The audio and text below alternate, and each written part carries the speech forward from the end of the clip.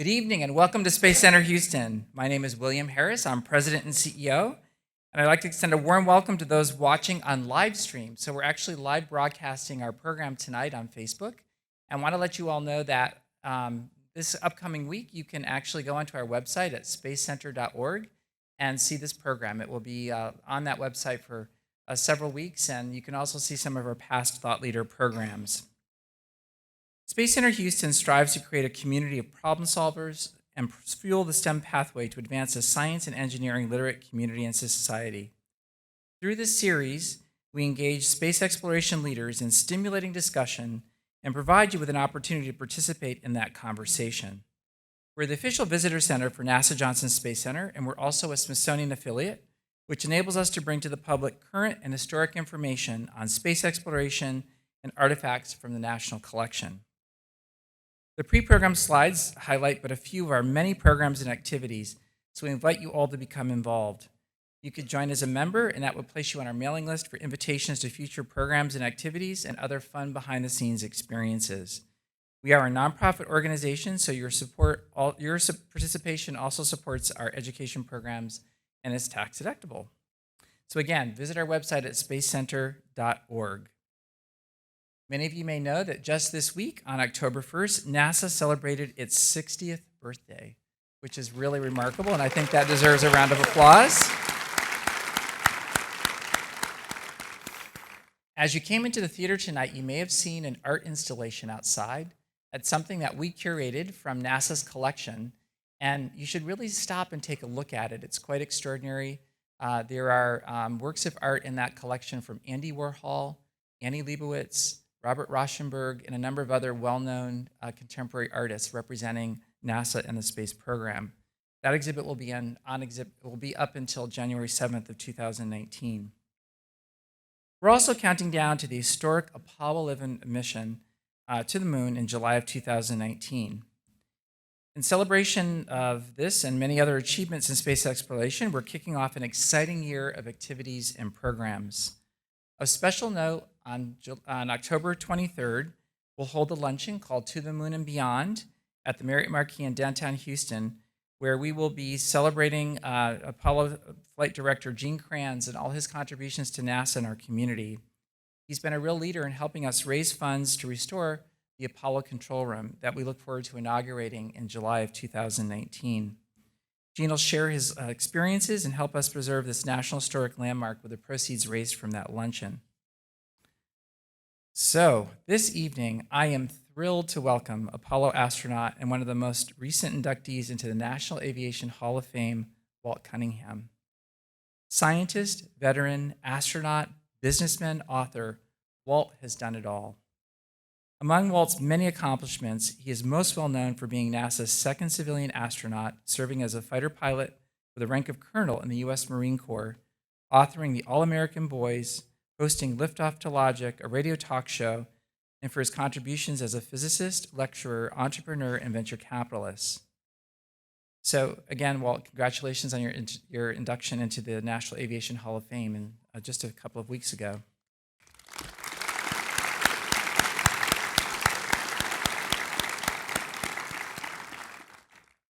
Walt was commissioned at the Marine Corps in 1953 and served as a combat pilot on 54 missions in Korea through 1956.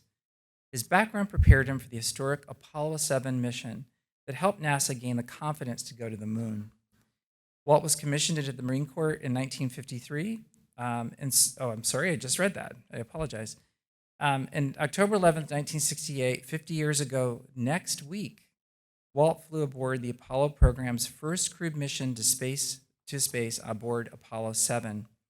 He sat in the lunar module's pilot seat for the 11-day flight, spending 263 hours in space.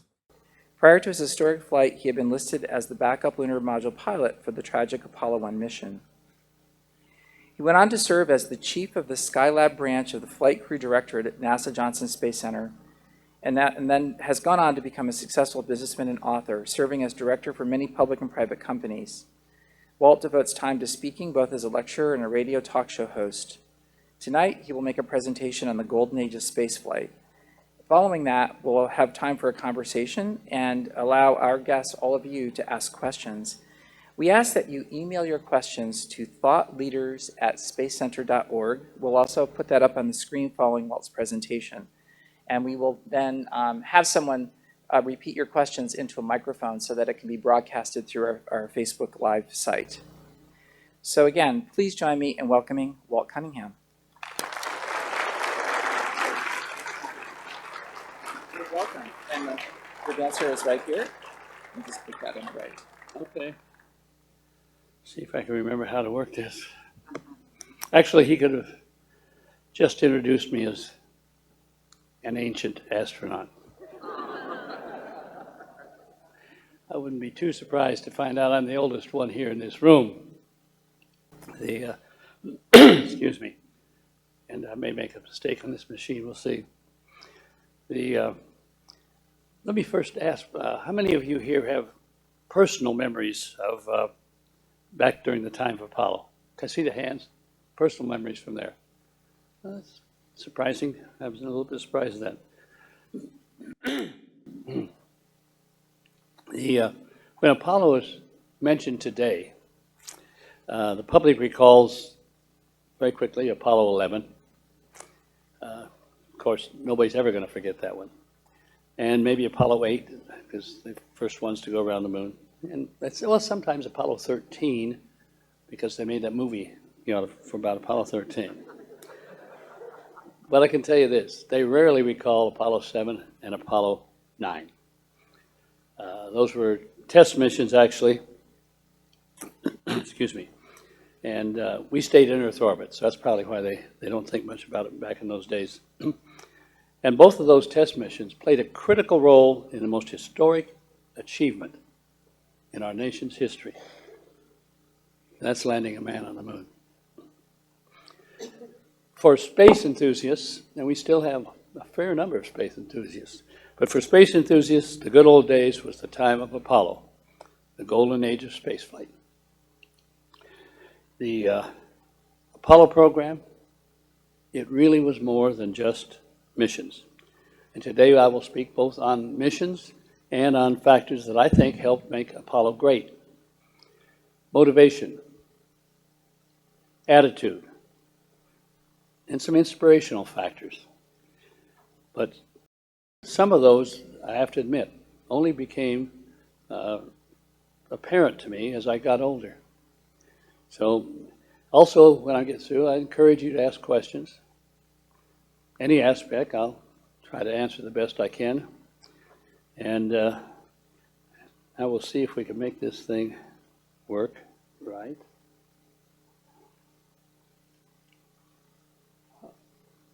Well, okay, I don't know if that's the right picture there? Okay. They had some impressive space programs after Apollo. And the shuttle, which I personally believe was the greatest flying machine ever in history. It's my personal feeling about it. Some people are not all that positive about it.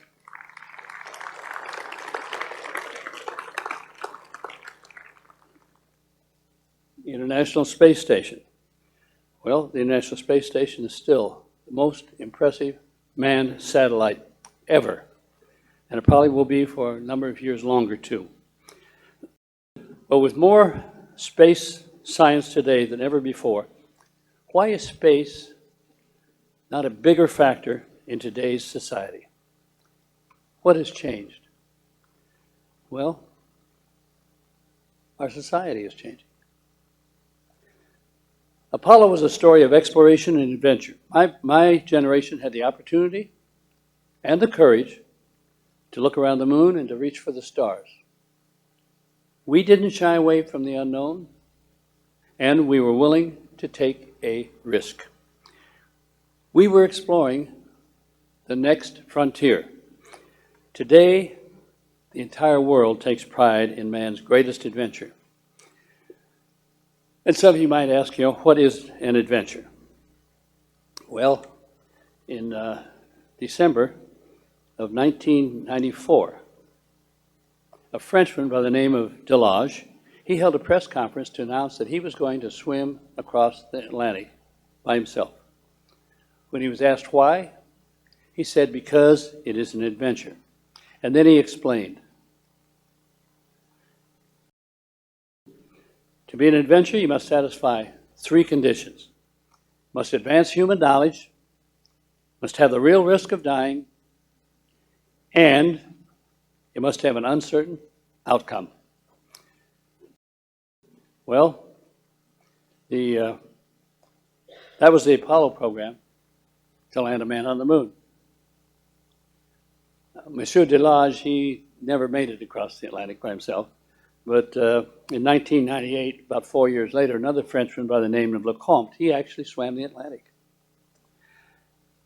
500 years ago, the next frontier was the New World. Back in the 15th and the 16th centuries, England, Spain, Portugal, they were crossing the seas to expand their country's greatness. And in 1519, when Ferdinand Magellan set a sail on one of the most famous voyages in history, he had this to say: "It is with an iron will that we embark on the most daring of all endeavors, to meet the shadowy future without fear, and to conquer the unknown." Well, that was the first voyage around the world. And as the exploration of the New World was inevitable 500 years ago, so too is our exploration of space. It's much more pristine than was the New World before the voyages of Magellan, Columbus. Back in the 1960s, we reached out for the heavens and to open the next frontier. One of those, well, it was a frontier whose farthest shores we can never reach. And while the voyages of Columbus and Magellan took years, astronauts make that same trip around the world in 90 minutes. It wasn't always that way. Back in 1960, many predicted catastrophe for man in space. Some of the doctors thought that man's kidneys or his liver might fail, or our eyes would change shape. Well, in spite of that, in 1961, a group of Americans decided and announced to the world that America was going to the moon. And within 10 years. Then President Kennedy, he announced, "We will land a man on the moon and return him safely to Earth in this decade." We choose to do this, not because it's easy, but because it is hard. Now that statement must have seemed incredulous to the world. See, we were throwing down a gauntlet before the Soviet Union and challenging them to a technological fight to the finish. And not a single American had yet been in orbit. Well, President Kennedy was willing to take a risk. And it wasn't just a technical risk or a human risk. It was also an economic risk, a political risk. And that took initiative. It took leadership. And today that goal is history. 49 years ago, it became another milestone in the history of America. Well, I should have gotten to him earlier. There we go. We got on to the moon. After only 193 years after establishing an American flag on this planet, we planted it on a foreign body in the universe. That took a team willing to stick their necks out. And while our engineers, managers, and astronauts were willing to risk failing, I have to tell you, we never really thought about failing. We were racing our competition to land a man on the moon, and we refused to lose to anyone or anything. Back in those days, we shared a common dream to test the limits of man's imagination and his daring. That attitude enabled us to overcome every obstacle in one of the most challenging and risky endeavors in history. And it wasn't just for Americans. The entire world takes pride in man's greatest adventure. Any project as complex as Apollo requires three things. It requires the resources, the technology, and the will to do it. Well, driven by the Cold War, all three of those came together in the 1960s, and we went to the moon.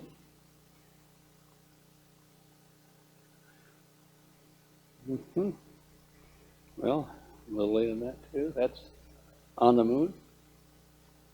And it was only 3 generations between man's first flight off the Earth and man's first orbit around the Earth. Today, we have raised 2 generations for whom man's first flight into space is only something that they've read about in history books. You might ask, why was the job of riding a flaming rocket into orbit exclusively for fighter pilots and test pilots in their 30s? Well, at the time, it was considered too tough for anyone much older. It was thought that only an experienced and youthful fighter pilot could endure the wear and tear. It was a young man's game, or so we thought. When Wally Schirra, the commander of the mission I was on, Apollo 7, when he left NASA, he was the oldest active astronaut at the age of 43. Today, the average age in the astronaut office, I would guess, is over 45. They're all a lot older than we were in those days. And back in those good old days, we were hired based on our experience and our qualifications. We were all highly motivated, competitive, self-starters. As fighter pilots, we had survived pre-screening and filtering in military careers of a dozen years or more. And that's where we spent our lives, facing risk. Surviving in a challenging and dangerous profession. It makes you well aware of where you're going and how you will get there. And we knew that we could depend on each other for our lives.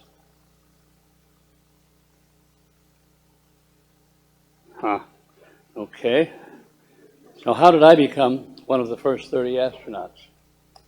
Well, or some may prefer to ask, why did I become one of the first 30 astronauts? Well, back in 1961, I was a Marine Corps fighter pilot. I had about 2,000 hours in jet fighters at the time. And I was working on a doctorate in physics at UCLA and working part-time at the RAND Corporation. I'd read about the Mercury astronauts, and I'd envied them. On May 5th, 1961, I was driving to work over a mountain out there in Los Angeles. I was driving to work at the RAND Corporation. It was where I was part-time because I was going to school full-time.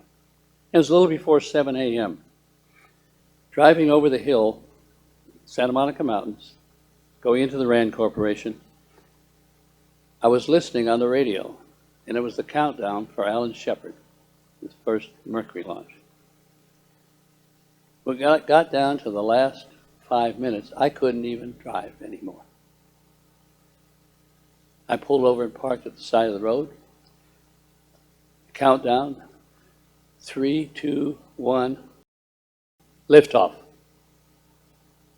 And I heard this voice screaming out loud, "You lucky son of a bitch." I didn't know who did that. And then I looked around, and it was me doing that screaming. God. Anyhow, 2.5 years later, I was sharing an office with that same Alan Shepard. I had the picture of all the astronauts up there. So you've seen it. Back in 1963, I was one of 770. Well, let me try this. See if I got that. There we go. Okay. I was one of 770 qualified applicants for the third group of astronauts. And I was one of the 14 selected. Some of my observations on our group of 14 back in those days, we all look young there, but they were all bright, healthy, in good physical condition, motivated, competitive, self-starters with a strong feeling of self-identity and self-confidence. We were aware of where we were going and how we would get there. I guess many of you would think that was just plain ego. And I'm sure that might have been a small factor. Some may have thought that fame and fortune lay ahead. Well, a little bit of the reality for you. 3 years later, 4 of the 14 of us, 4 of them were dead. For details, I would refer you to my book, The All-American Boys. Why did we become astronauts? It wasn't for the money. Because I was flying with the reserves at the time, so I could go to college, I was considered a civilian. So NASA hired me as a civil servant. It turns out we had 4 of our 30 that were civil servants at the time. And my starting salary, $13,050 a year. When I left 8 years later, I was all the way up to $25,000 a year. And I also calculated with these numbers, during Apollo 7, I earned a little less than $660. Hell, at 50 cents a mile, I would have made $2.25 million.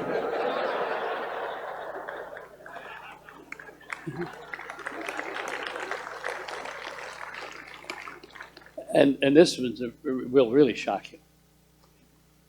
I had no NASA life insurance.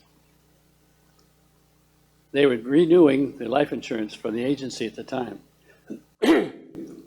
And if they had included the 4 of us that were civil servants, the price would have been too high for everybody on that insurance. Well,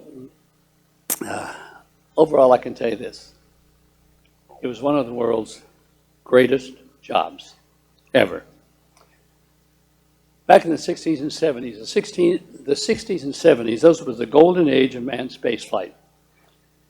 It was much like the 1920s in aviation, with 30 astronauts and 30 T-38s.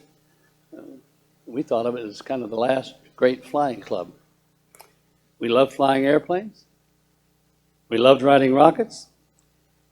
And not the least of our motivations was doing something for our country. I like the feelings of my boyhood hero, Charles Lindbergh. He was the first man to fly the Atlantic solo back in 1927. I think I first met him in about 1967. But here's what he said. He said, in 1969, he said this, as a student pilot at the age of 24, when aviation was much more dangerous than it is today, I concluded that if I could fly for 10 years before being killed in a crash, I would be willing to trade an ordinary lifetime for that experience. That's how we felt about riding rockets into space. And it's a good thing we did. In 5 years, we lost 7 out of our 30 in aircraft and spacecraft accidents.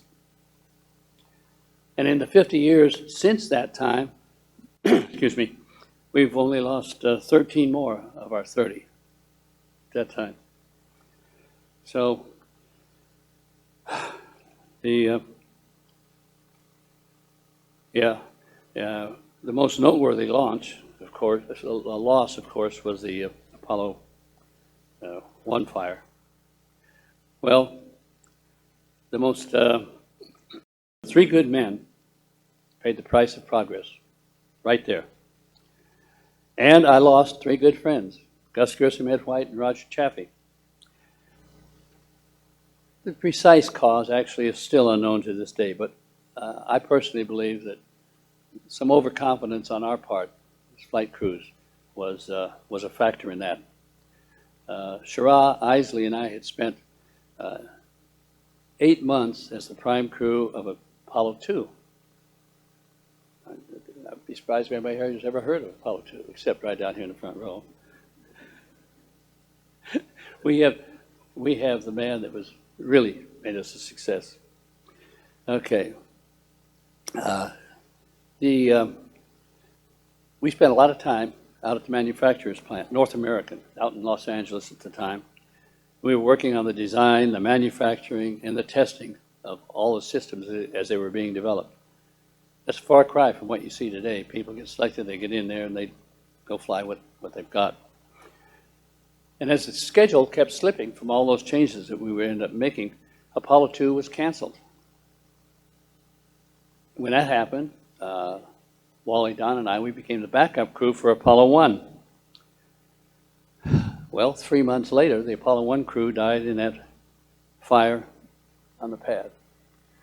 And that was a terrible fire. In my book, you can see a lot about that.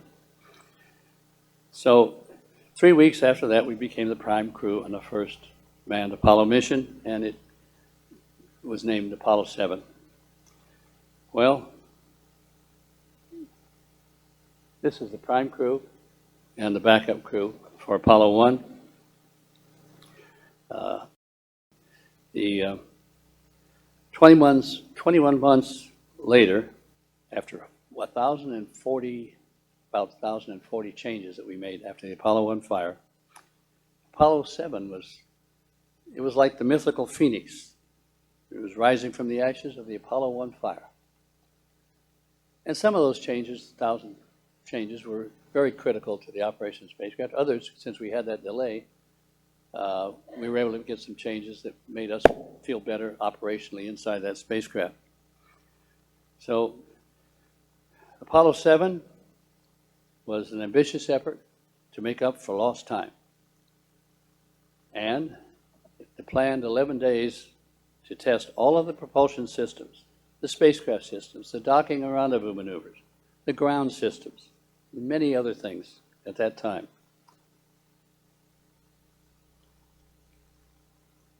To our surprise, Apollo 7 survived the full 11 days.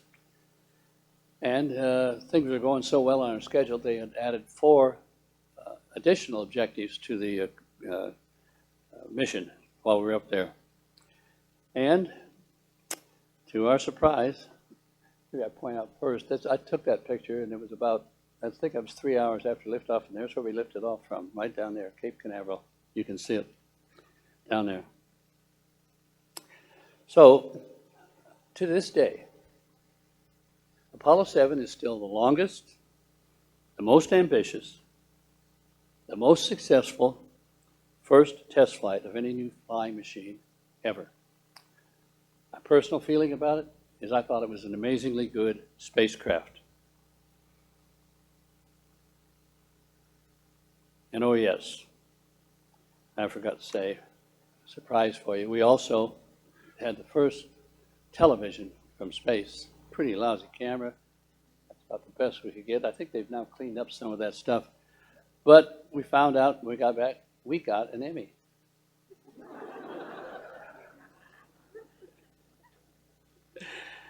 And Wally and I thought about we'd fly out to Hollywood, have a good weekend while they got an Emmy.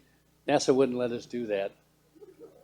So a couple months later, I get a box delivered at home, and I open it up, and there's an Emmy in the box.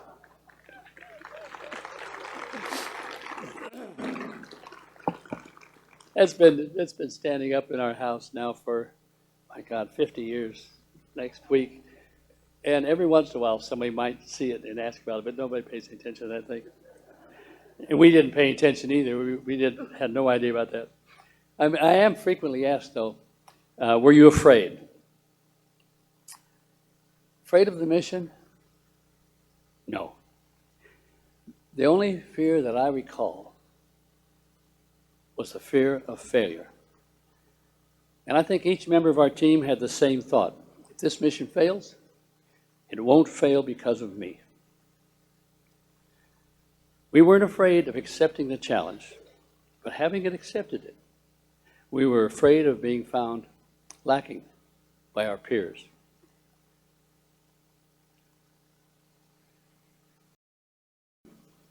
Apollo 7 was the first step in an orderly plan to land a man on the moon. That plan had 5 giant steps, and everyone on our team understood that plan. Apollo 7 was to develop and test the command module systems and operations. Apollo 8 was to overcome the psychological barrier of getting away from the Earth's gravitational field, going out to the moon. Apollo 9, that was to test the lunar module in Earth orbit. And of course, they had no heat shield on the lunar module, so they had to make a successful rendezvous, or they were not going to make it back here. So, Apollo 10 now became the dress rehearsal of the first lunar landing. And they went down to 50,000 feet above the lunar surface. And some people in recent years like to claim they could have landed, or something, and I don't think they possibly could have landed. The vehicle was too heavy and wasn't all that lined up yet. Or they might have been able to land, but they wouldn't have had enough power to lift all that off and get back on that. So Apollo 11 flew the last 50,000 feet for the first lunar landing. And when Apollo 11 touched down with 17 seconds of fuel remaining, we all started breathing again. And Neil Armstrong, he stepped off into history. When the Apollo program is mentioned, you probably think of Neil's words. Small step for man, a giant leap for mankind. Well, that's one for the history books. There are other statements about that first lunar landing that stuck with me for many years. For example, the last landing on the moon, Apollo 17, and that's Jack Schmitt. See, Jack Schmitt was the only geologist that we had there to go out to the moon. And shortly after that, he became a U.S. Senator for one term. But anyhow, 3 weeks after their return, Jack was addressing a joint session of Congress, and he made what I always thought was a very accurate observation. He says, I would like first to tell you about a place I have seen in the solar system, the Valley of Taurus Littrow. And then, this valley has been less changed by our being there than we have been changed for having made the journey. That stuck with me. Another thing, you probably don't know that microfilm messages from the leaders of all the free nations of the world were left on the moon by Apollo 11. And a couple months later, I got a chance to look at those messages. And I carried one of them with me for years. And that was the message by Australian Prime Minister Jack Gorton. He had 2 sentences of praise. Then he went on to say the following. May the high courage and technical genius which made this achievement possible be so used in the future that mankind will live in a world in which peace, self-expression, and the chance of dangerous adventure are available to all. What a wonderful wish. The chance of dangerous adventure means accepting the risk of failure. And if you're not willing to risk failure, I don't think you deserve to win. But when you do win, you win big. And that's true in all kinds of fields of human endeavor. If you think back on it, the Apollo program had it all. It had challenge, competition, imagination, leadership, teamwork, technological breakthroughs. It also had its risk and uncertainty, its chance of dangerous adventure. And it wasn't just the risk of dying. Men did die. Others were saved only through heroic efforts.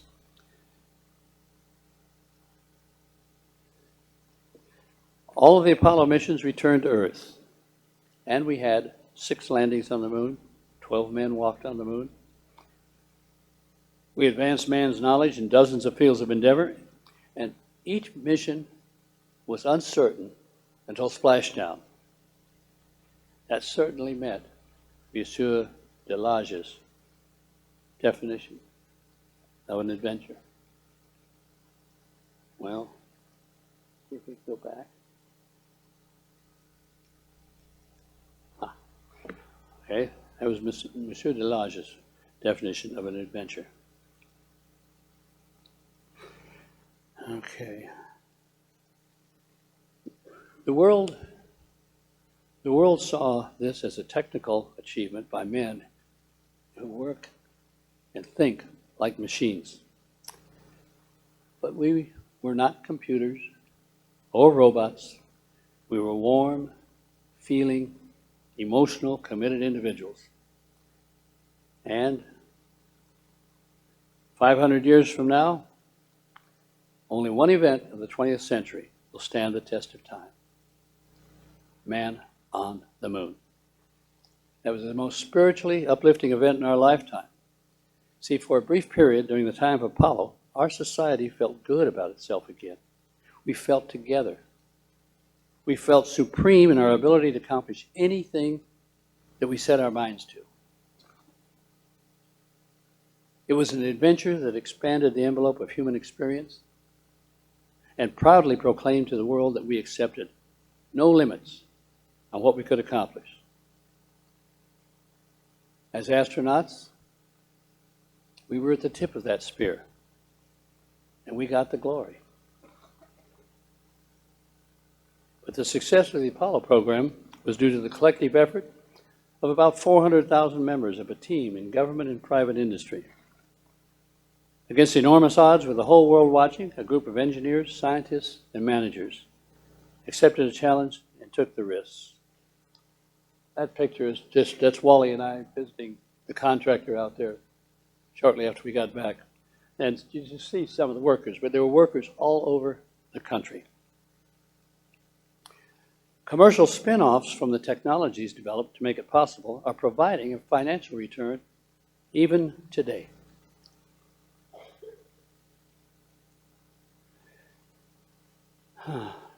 Our society today seems intent on eliminating risk and looking for absolute assurance that something can be done before we commit to do it. And we're overwhelmed with the politically correct decision-making that's going on. Even our space program is beginning to reflect today's risk-averse society. NASA has evolved into a more bureaucratic and kind of less efficient agency. That once rambunctious American spirit of innovation and adventure is being paralyzed by the desire for a risk-free society. Exploration is not about eliminating risk. It's about managing risk. And today we hear incessant talk of limits, usually expressed, though, as a shortage of funds. Well, when our only real limits are those that we place on ourselves. Today, grand aspirations are usually at the mercy of politicians, possibly the most risk-averse segment of our society. They focus almost exclusively on their own survival, not on having the right stuff. Well, we can't just be politically correct. We have to be willing to do what is right, even if it is unpopular. NASA has been sliding down this hill for some time. I'm sure you must have observed it too. Safety can never be guaranteed when you are exploring the unknown. To venture into unexplored frontiers, it has always been necessary that explorers be willing to die for their efforts. Otherwise, it simply cannot happen. Remember, we started off with Magellan? When Magellan set out from Spain to explore the globe, he left with 5 ships and 270 sailors. When they finally managed to return 3 years later, only one of those original 5 ships was still with them. There was no Magellan, he was gone. And only 18 of those original sailors were still alive. You could say that my generation met one of its obligations. The Apollo program brought together thousands with a shared dream and supreme confidence. They were dedicated, motivated, and committed individuals, willing to accept whatever risk was involved and to get the job done. Initially, the Apollo program was all in our mind. And what was accomplished? We staggered other men's minds and expanded our universe. We showed that if you're willing to dare greatly and to risk failure, you can change man's view of his future forever. Personally, I feel fortunate to have lived what I did. And I am proud to have played a small role in a historic accomplishment. Thank you. Thank you very much.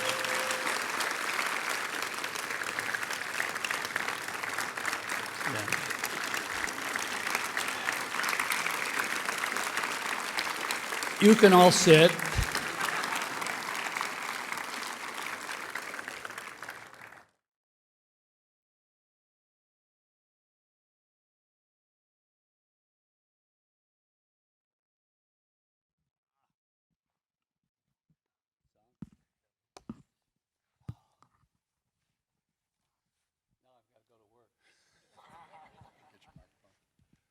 Hello and good evening.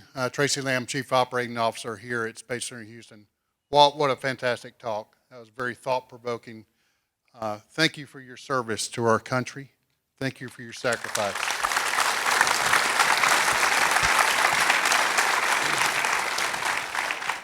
I look at my service as a privilege, really do. Well, thank you. I think you epitomized a generation that did so much for our country, and sometimes we tend to forget some of those things. And thank you once again. You mentioned fear of failure when you were about to be launched on Apollo 7. To give folks an idea of what it took in order to make that a successful mission, how much time, how many simulations do you think that you probably went through? Every objective that you talked about, so many of them that were accomplished. Can you give an idea of how much time that you actually spent training for that? Well, we train a lot, but not as much training as you get today. And a lot of our work then is what training. For example, we worked with the contractors out in California. What we saw was the plus of being able to sit inside a spacecraft or go through a design review or things like that, because we were able to learn stuff, because they were still putting together the spacecraft. And what people would probably want to realize today, we talk about, now you fly lots of simulators or landing airplanes or what have you. They were building those simulators. And I've read some articles about our simulator time, 300 or 400 hours. I remember I had about 75 hours in the simulator. That's because the simulator wasn't even finished until in fact, after, they had one simulator for a while, and the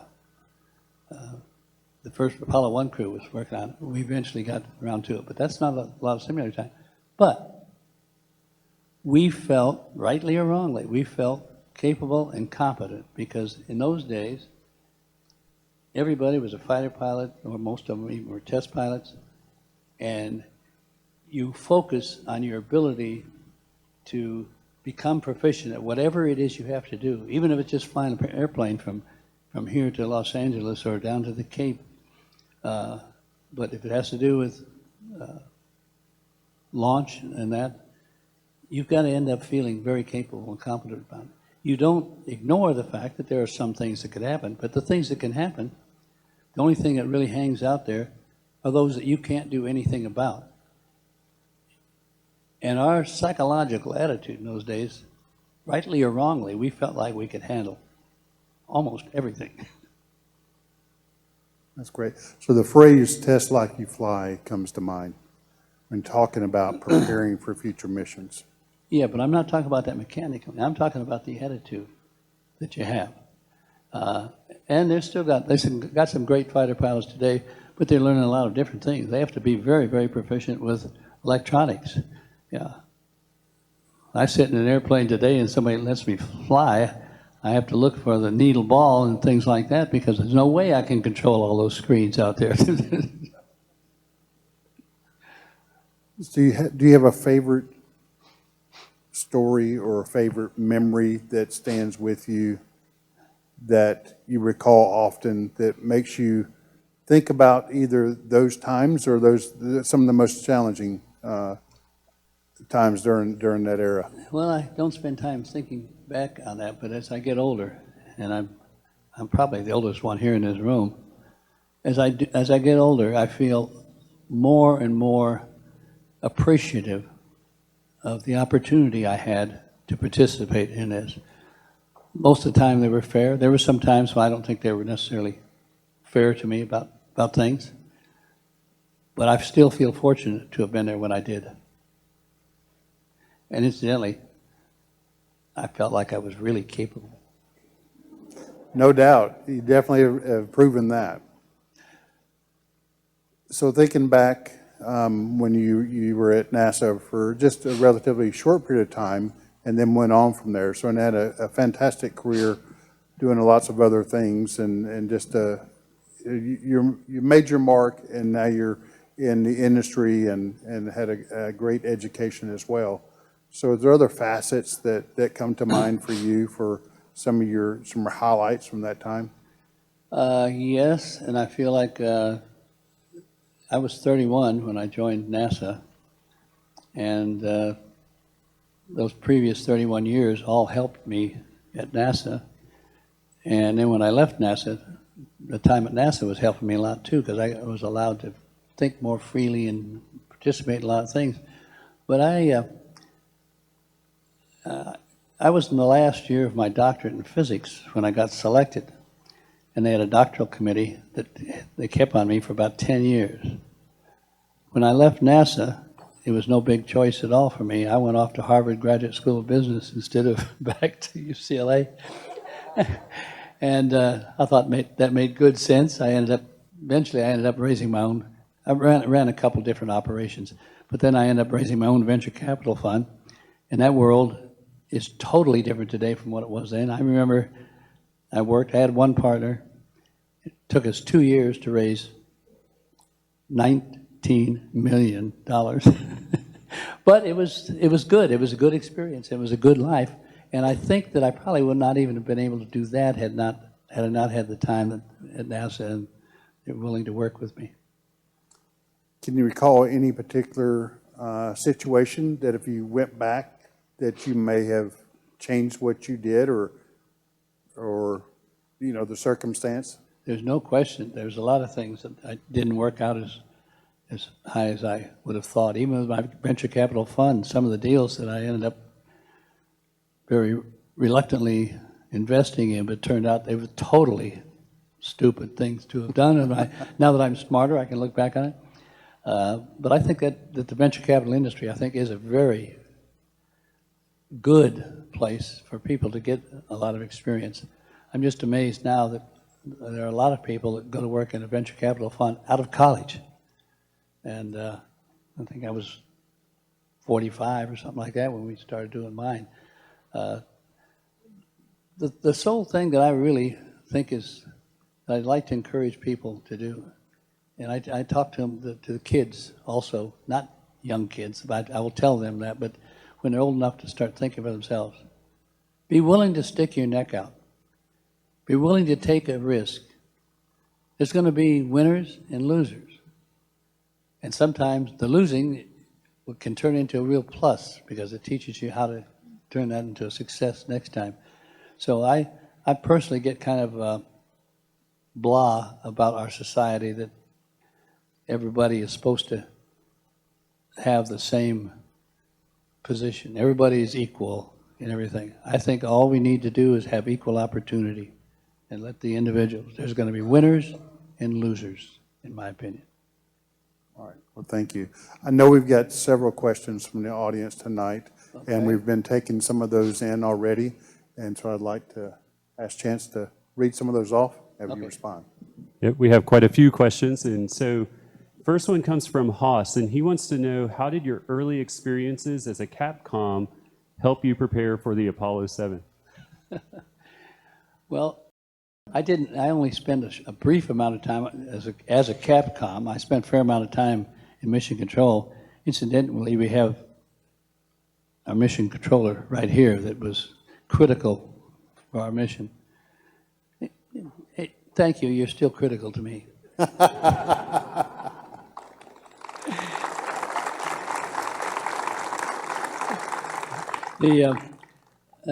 Okay, what was the question? I forget the question. He wanted to know how your experiences as a Capcom Oh. maybe helped you with Apollo Well, 7. look, the Capcom, you don't have any control over anything, and the Capcom basically is passing on what all the brilliant people in mission control are working on, and Capcom was the one in touch with it. So there's a lot of pluses from that, from our perspective. But the Capcom is, I think, a pretty critical role in controlling the attitude back and forth between the spacecraft and the ground.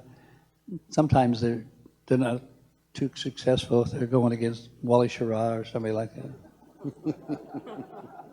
All right, well, we have maybe a fun one for you. So Rudy wants to know, how did your parents react when you told them you wanted to be an astronaut? I don't remember ever telling anybody that I wanted to be an astronaut. As a matter of fact, even when I applied, they right at the tail end of the third group selecting, and I was very quiet for a long time to tell anybody because I was a long shot, and I didn't want people to know that it failed, maybe, so I didn't tell any people about it. But I was proud to be selected, and I'm glad that I did that. If I hadn't, I'd have been busting my tail on something else. Great. And then Haas wants to know, what lessons from Apollo 7 did you take with you as you headed up Skylab? Oh, that's pretty good because I tell you, I found out later, I think, that they thought of me as a scientist more than as a fighter pilot. Only in the last 15 or 20 years that come to me, and it may or may not be the case. But when they put me in charge of the Skylab, I took all the experience, and took my attitude about making changes, and then I took the experience that I had with the Apollo Command Module and got it in there. And that might be a debate with some people, but there were a lot of things that were going on in the Skylab that were not really accurate or right. And so if I look back on it, my major contribution to the 8 years I spent at NASA, I think my major contribution was what I did managing the Skylab branch of the astronaut office because of the experience. But we had about 30 or 40% of the people in the office were working there with me, and they were good folks. Some of them were brand new, but they were test pilots and good folks to get into it. So, and I think that Skylab turned out to be it was not as spectacular, but I think it turned out to be a very successful and a very rewarding participation there for NASA. So Irene wants to know, or she first makes a great comment. She says, you truly were an adventurer. what words of encouragement would you give to those who might want also to be an adventurer today? Boy, you're expecting me to still be able to think as I'm getting old.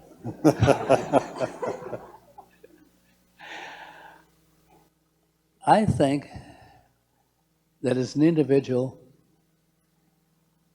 it is really rewarding for you psychologically if you're willing to tackle things. It doesn't have to be going to space, not even necessarily being a fighter pilot, because there's all kinds of businesses and industries out there. But you've got to be willing to stick your neck out a little. Quit trying to just get by because they have to treat you fair, everybody fair. One of the things that made me sick is when I see the kids competing in athletics now, and they, first, second, third, they all get trophies, they all get rewards. Not right. Psychologically, there are things to gain by learning from where you've lost when you're losing something too. So stick your necks out, please. I think many of our audience members have sent in questions, and they're curious about your views on the privatization of space. Well, I think the privatization, I was a little bit slow kind of coming to it because depending on how good they were, but they've had companies trying to become privatized, work in the private industry for a long time. When I had my small venture capital fund, I was working with startup companies most of the time. But as the situation has changed at NASA, for example, NASA is much more political than it used to be. It's not as efficiently run as how many people are doing different jobs. And politics has entered into it. For example, they now work a lot with like education. Now, I'm in favor of that. I've worked with education. I'm still working with some education aspects, but I don't believe that that's what NASA should be doing. Or, they're now coming out and talking about their climate change stuff. Greatest scientific hoax in history, incidentally. But when you have there's a pretty smart group out there, but NASA is not the place we do it. That's not NASA's job. Leave the weather department to handle that kind of stuff. So what I'm getting at is the politics are not big behind NASA these days. When they talk about they got 200 million more one year or something like that, it's down in the almost in the swamp of what's going on because it costs so much to do these things. The Apollo program back in those days, and you'll hear this, it was supposed to be a $20 billion program, which was considered big in those days. It ended up being $25 billion. Today, if you converted that to what that amount is today, that's like about $150 billion, maybe $140 billion. And now you have NASA's budget is getting close to $20 billion. So it's a lot less. Now, as NASA has become more kind of politicized, more manpower to try to accomplish the same things, private industry doesn't do that. Private industry is more efficient. They try to keep the efficiency high to do it. And I think that they've started to come around and have some successes and some failures. I don't think, when Elon Musk is talking, I don't buy into that a whole lot, but I tell you, SpaceX has become a very, technically, a very efficient place. And NASA is starting to take advantage of these private industry companies. And I think that's a good move on NASA's part to do that. We have to be dependent on private industry in our country, at least. And we were very efficient in the past, and we need to stay that way to keep other companies, like, for example, other companies like China. You say, well, that's a country, yes, but they're the ones that run their stuff. And I think in Russia today, even, the Russian government is mostly what's behind that. All right, well, we have a future astronaut in the crowd. Her name is Agnes, and so Agnes wants to know, what made you want to become an astronaut? And then what would you encourage me to know about being a space scientist when I grow up? Well, I think when you ask the first part of that question is what encouraged me to want to do that. I think that had to do with my energy at the time and my egotism. I wanted to be the best. When I was in school, I wanted to be the best person in that class. I started off working when I was about 10 years old. I never complained about it at all. I wanted to be the best I could at it. Today, a lot of people might find that a little bit tough, but do it. Quit trying to be like everybody else. Do it tastefully. Start developing your capability. Try to be a winner. There's winners and losers in almost everything you do. And that's what I would say you want to do. Becoming an astronaut today is a different path. I can't even say that I 100% understand that, because now got to be a scientist virtually. A lot of us from the back of the days in the 60s, the 70s, we probably would not get selected as an astronaut today, because the hardware is not what's under development by the crews. Now, back in those days, that's what we helped doing.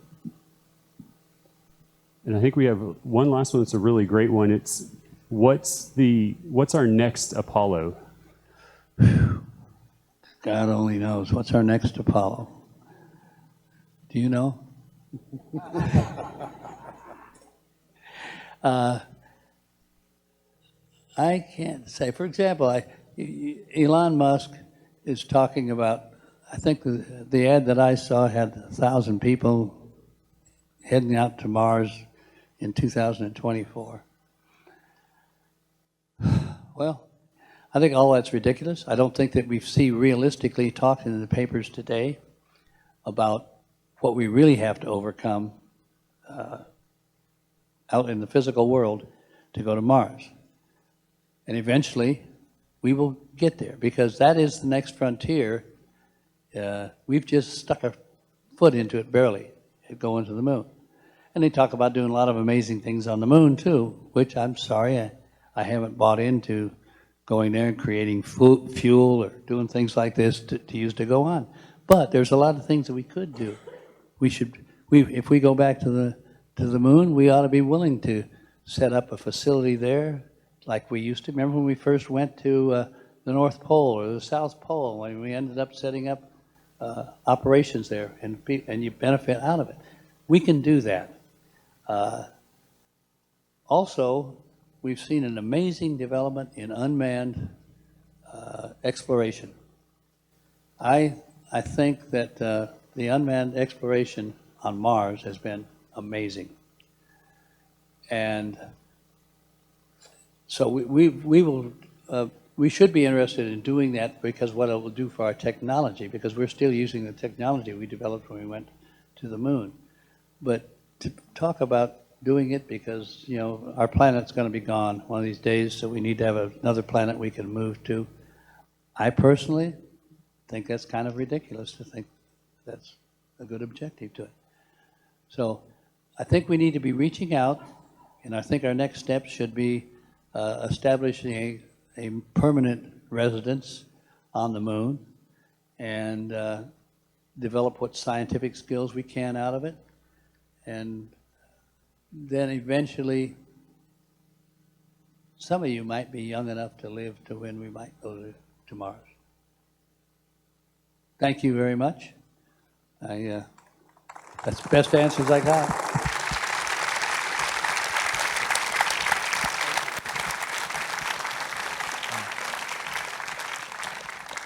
Well, Walt, thank you so much for joining us this evening and for the stimulating discussion. And thank you all for participating in person and online with your questions. We're so thrilled and honored to have you here this evening, and congratulations on the 50th anniversary of your flight next week. In closing, I just want to share that our Thought Leader series continue. We hope that you'll join us at our next program on November 8th. It's STS-95, 20 years later, the second spaceflight of John Glenn. And we'll have a panel with Scott Perezinski, who was an astronaut in STS-95, Bill Stepniak, who is a flight surgeon, and Bill Pulaski, who is a mission science investigator. And on November 15th, we're very excited to have Glenn Lenny, who's with us this evening, who will be speaking on about his experiences in the early flights of the Saturn V rocket, which we have here in exhibit and Rocket Park. So again, thank you so much. And yes.